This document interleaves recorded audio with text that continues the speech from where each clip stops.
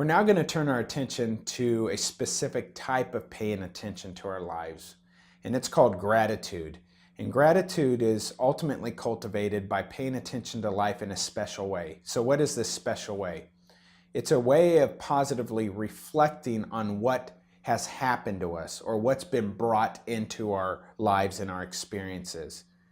And when we actually pay attention in this special type of way, focusing on what we have deep appreciation for or are thankful for, we actually cultivate gratitude as a feeling. And gratitude is really more of a feeling. It's a felt sense of wonder, thankfulness, and appreciation for both the small and big things that come along with life.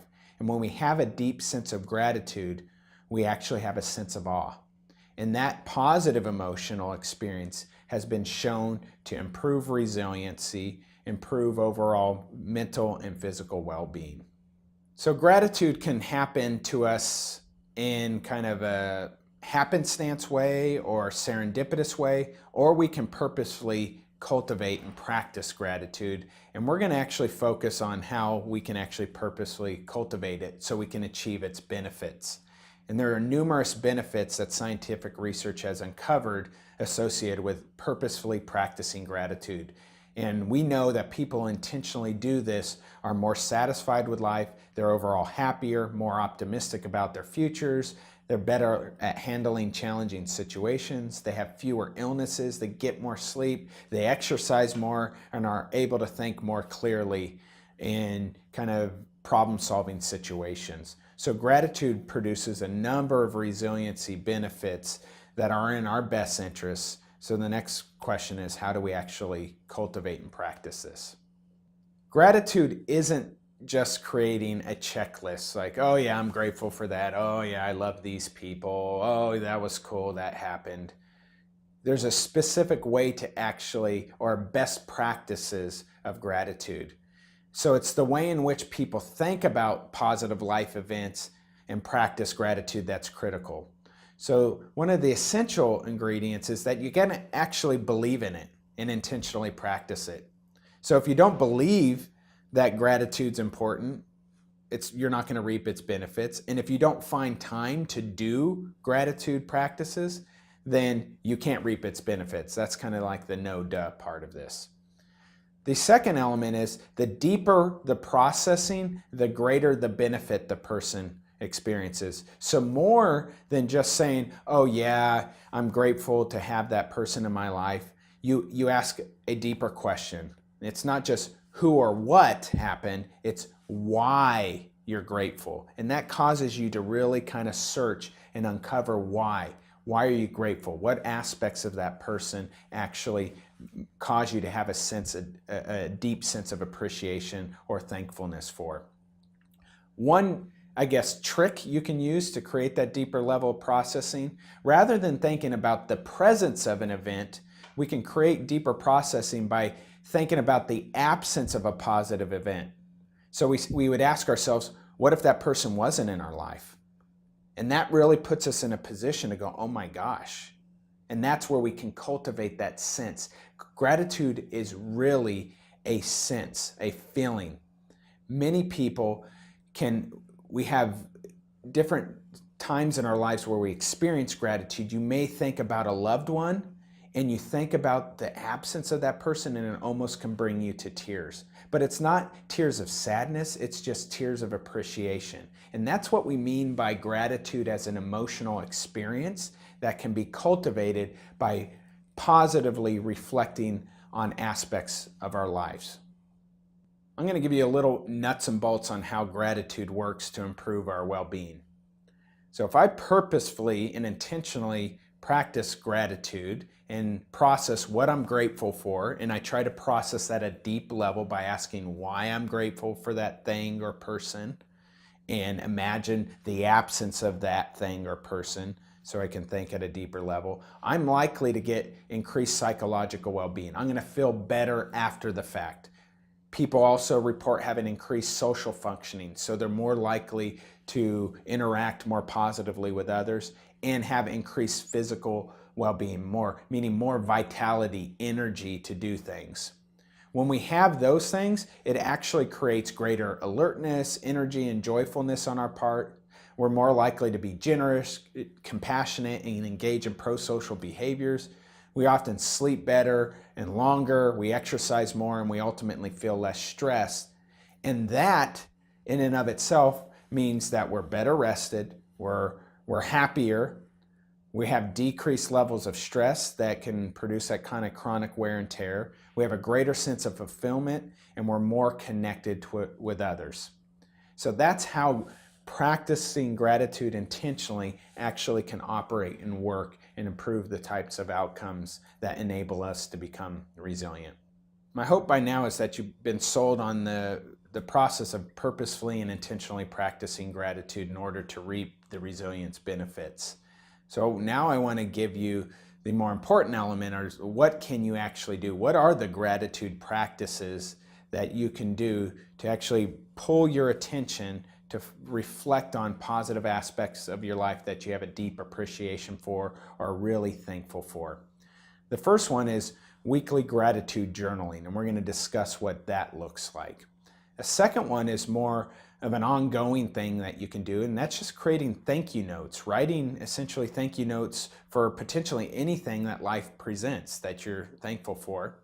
And the most impactful one that's been shown through research is actually writing a gratitude letter and engaging in a gratitude visit to someone who you're really grateful to have in your life. The first gratitude exercise we're going to cover is weekly gratitude journaling, and thankfully research has identified the optimal frequency. So you don't need to get too crazy by doing it every day or multiple times per day, but you don't want to do it too infrequently, like once a month or once every other month. Really, research has pinpointed once a week is the optimal frequency to engage in gratitude journaling. So let's talk about what the gratitude journaling process actually looks like. You want to reflect on your week, and you want to identify 5 things for which you are grateful for or was surprised in a positive way that happened. So you want to list these 5 things, but then we need to engage in that deeper processing. You're also going to write about how that positive event, if it never happened, how would that have affected you? And so we're going to really think about, and it's going to cause you to think about why you're grateful for that event or that person or action that was directed in your way. So that's essentially the structure, is identifying 5 things that you have an appreciation for or thankful for or grateful for in the past week, and really imagining the absence of that event so you can process why it really was a meaningful event that happened to you.